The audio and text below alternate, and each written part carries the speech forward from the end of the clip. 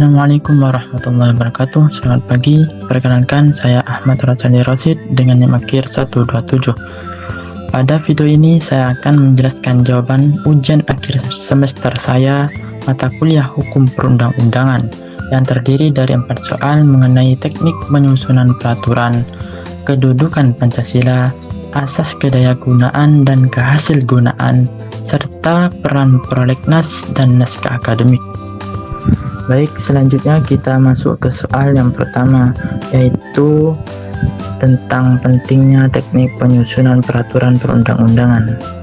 Nah, bagaimana bahasa hukum, struktur peraturan, dan teknik perumusan norma mempengaruhi kualitas peraturan perundang-undangan? Teknik penyusunan peraturan perundang-undangan memiliki kedudukan yang sangat penting karena norma hukum hanya dapat berfungsi secara efektif apabila dirumuskan secara jelas, sistematis, dan konsisten. Dalam bahasa hukum dalam peraturan perundang-undangan ini harus lugas, baku, dan menghindari ambiguitas.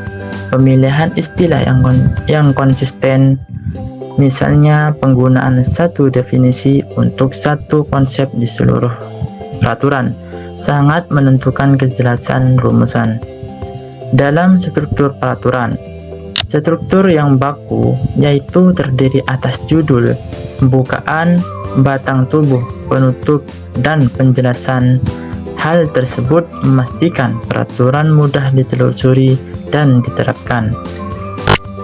Dalam teknik perumusan norma, teknik perumusan norma menyangkut bagaimana suatu kaidah perintah, larangan, atau kebolehan dituangkan ke dalam pasal dan ayat. Norma yang dirumuskan secara tegas dapat mengurangi peluang penafsiran yang keliru. Nah, dari ketiga unsur tersebut saling berkaitan, di mana bahasa yang jelas mendukung struktur yang sistematis, dan struktur yang sistematis memudahkan perumusan norma yang konsisten. Ketika ketiganya terpenuhi, maka peraturan menjadi prediktabel atau dapat diprediksi penerapannya, yang merupakan inti dari kepastian hukum sebagaimana diamanatkan dalam asas-asas pembentukan peraturan yang baik pada pasal 5 Undang-Undang Nomor 12 Tahun 2011 tentang pembentukan peraturan perundang-undangan. Oke, selanjutnya kita masuk ke soal yang kedua, yaitu mengenai Pancasila sebagai sumber segala sumber hukum negara. Bagaimana posisi Pancasila mempengaruhi proses perumusan norma hukum dalam peraturan perundang-undangan di Indonesia? Dalam sistem hukum Indonesia, Pancasila menempati posisi sebagai sumber segala sumber hukum negara, sebagaimana dinyatakan secara eksplisit dalam Pasal 2 Undang-Undang Nomor 12 Tahun 2011 tentang pembentukan peraturan perundang-undangan. Posisi ini, Pancasila bukan sekadar dasar filosofis simbolik, melainkan norma dasar yang menjadi rujukan tertinggi bagi seluruh proses pembentukan hukum di Indonesia, mulai dari Undang-Undang Dasar Negara Republik Indonesia tahun 1945 hingga peraturan di tingkat daerah. Setiap peraturan perundang-undangan idealnya disusun sebagai landasan filosofis yang merujuk pada nilai-nilai Pancasila. Pengaruh terhadap proses perumusan norma. Pancasila mempengaruhi proses perumusan norma dalam dua dimensi.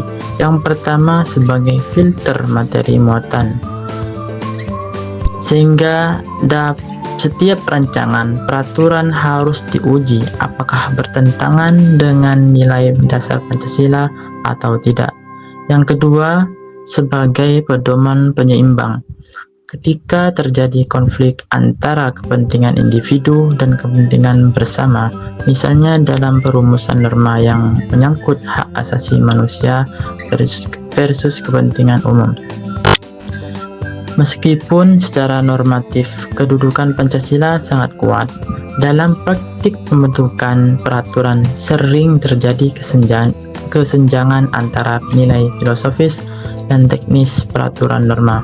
Beberapa produk hukum cenderung disusun berdasarkan pendekatan teknokratis atau kepentingan sektoral tanpa pengujian filosofis yang memadai terhadap nilai Pancasila, sehingga kepatuhan terhadap Pancasila sering hanya tercantum formal dalam bagian konsideran tanpa benar-benar menjiwai materi-materi pada pasal-pasal. Selanjutnya kita masuk ke soal nomor 3 tentang asas kedayagunaan dan kehasilgunaan. Bagaimana proses implementasinya yang menunjukkan keberhasilan asas tersebut dalam menyelesaikan persoalan hukum masyarakat. Nah, dalam pasal 5 huruf E Undang-Undang Nomor 12 Tahun 2011 tentang pembentukan peraturan perundang-undangan, di sini mengatur asas kedayagunaan dan kehasilgunaan. Berdasarkan penjelasan resmi pasal tersebut, asas ini bermakna bahwa setiap peraturan perundang-undangan dibuat karena memang benar-benar dibutuhkan dan bermanfaat dalam mengatur kehidupan bermasyarakat, berbangsa, dan bernegara. Asas ini menekankan dua hal, yaitu kedayagunaan, yaitu regulasi harus dapat digunakan atau diberdayakan secara nyata dalam mengatasi persoalan masyarakat. Dan makna kehasilgunaan, yaitu regulasi harus menghasilkan dampak atau manfaat yang konkret. Artinya, pembentukan peraturan tidak boleh bersifat reaktif tanpa dasar kebutuhan atau sekedar duplikasi dari peraturan yang sudah ada. Dalam praktik implementasi asas ini terlihat pada tahap perencanaan, terutama melalui penyusunan naskah akademik yang memuat kajian empiris atas persoalan hukum yang hendak diselesaikan. Sebelum suatu perancangan peraturan dimasukkan ke dalam program legislasi nasional atau program legislasi daerah, perlu dibuktikan bahwa peraturan tersebut menjawab kebutuhan nyata, bukan sekedar keinginan politik sesaat. Suatu peraturan dapat dikatakan berhasil mengimplementasikan asas kedayagunaan dan kehasilgunaan, yaitu apabila yang pertama, peraturan tersebut benar-benar diterapkan dan dipatuhi oleh subjek hukum yang dituju. Yang kedua, menyelesaikan persoalan konkret yang melatar belakangi pembentukannya, misalnya regulasi yang mengisi kekosongan hukum atau menyederhanakan birokrasi yang sebelumnya menghambat masyarakat. Yang ketiga, tidak memerlukan revisi berulang karena gagal diterapkan, yang menunjukkan bahwa kajian kebutuhan pada tahap perencanaan telah dilakukan secara memadai. Sebaliknya, peraturan yang dibentuk tanpa pertimbangan kedayagunaan cenderung menjadi peraturan macan kertas yang tidak efektif dan akhirnya direvisi atau dicabut. Nah, selanjutnya kita masuk ke soal yang terakhir, yaitu peran prolegnas dan naskah akademik. Bagaimana kedua instrumen ini berkontribusi dalam menjaga kualitas, akuntabilitas, dan akseptabilitas suatu undang-undang dan serta dampaknya terhadap kepastian hukum dan kemanfaatan bagi masyarakat. Program legislasi nasional atau prolegnas dan naskah akademik merupakan dua instrumen kunci dalam tahap perencanaan pembentukan undang-undang yang diatur dalam Undang-Undang Nomor 12 Tahun 2011 tentang pembentukan peraturan perundang-undangan. Keduanya berfungsi sebagai filter kualitas sebelum suatu rancangan undang-undang memasuki tahap pembahasan formal di DPR. Peran dari prolegnas yaitu menetapkan skala prioritas pembentukan undang-undang dalam periode tertentu, sehingga proses legislasi menjadi terencana, terpadu, dan sistematis, bukan bersifat ad hoc atau reaktif terhadap tekanan politik sesaat. Dengan adanya prolegnas ini, setiap rancangan undang-undang yang akan dibahas telah melalui proses seleksi berdasarkan urgensi dan kebutuhan nasional. Selanjutnya, peran naskah akademik. Naskah akademik ini berfungsi sebagai naskah hasil penelitian atau pengkajian hukum yang dapat dipertanggungjawabkan secara ilmiah mengenai latar belakang, tujuan, sasaran, dan ruang lingkup materi suatu rancangan peraturan.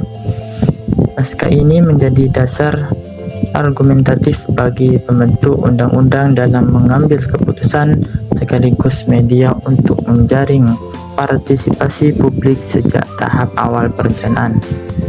Nah, kontribusi terhadap kualitas, akuntabilitas, dan akseptabilitas.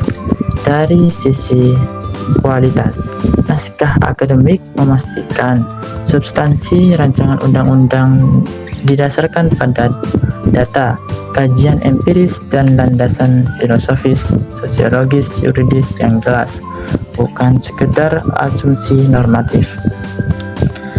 Dari sisi akuntabilitas, keberadaan naskah akademik membuat setiap norma yang diusulkan dapat ditelusuri alasan dan dasar pertimbangannya, sehingga pembuat kebijakan dapat mempertanggungjawabkan keputusannya kepada publik. Dan dari sisi akseptabilitas, proses penyusunan naskah akademik yang melibatkan partisipasi masyarakat, sebagaimana dijamin oleh asas keterbukaan dalam pasal 5 huruf G Undang-Undang Nomor 12 Tahun 2011, ini meningkatkan penerimaan publik terhadap undang-undang yang dihasilkan, karena masyarakat merasa dilibatkan sejak tahap perencanaan. Dampak terhadap kepastian hukum dan kemanfaatan. Ketika prolegnas memastikan perencanaan yang terarah dan naskah akademik memastikan dasar kajian yang kuat, undang-undang yang dihasilkan cenderung lebih konsisten, tidak tumpang tindih dengan peraturan lain, dan lebih mudah diterima serta dipatuhi masyarakat. Hal ini secara langsung mendukung terciptanya kepastian hukum sekaligus kemanfaatan, karena undang-undang yang dibentuk benar-benar menjawab kebutuhan real dan telah diuji secara akademik sebelum diberlakukan. Sebaliknya, rancangan undang-undang yang dibahas tanpa naskah akademik yang memadai atau di luar perencanaan prolegnas berisiko menghasilkan produk hukum yang lemah secara substansi dan rentan digugat secara formil. Demikian penjelasan saya mengenai 4 soal UAS hukum perundang-undangan ini. Kesimpulannya, bahwa kualitas suatu peraturan perundang-undangan sangat ditentukan oleh teknik penyusunannya, kesesuaiannya dengan nilai Pancasila, sejauh mana asas kedayagunaan dan kehasilgunaan diterapkan, serta peran prolegnas dan naskah akademik dalam menjaga kualitas, akuntabilitas, dan akseptabilitasnya. Semoga pemaparan ini bermanfaat. Terima kasih. Wassalamualaikum warahmatullahi wabarakatuh.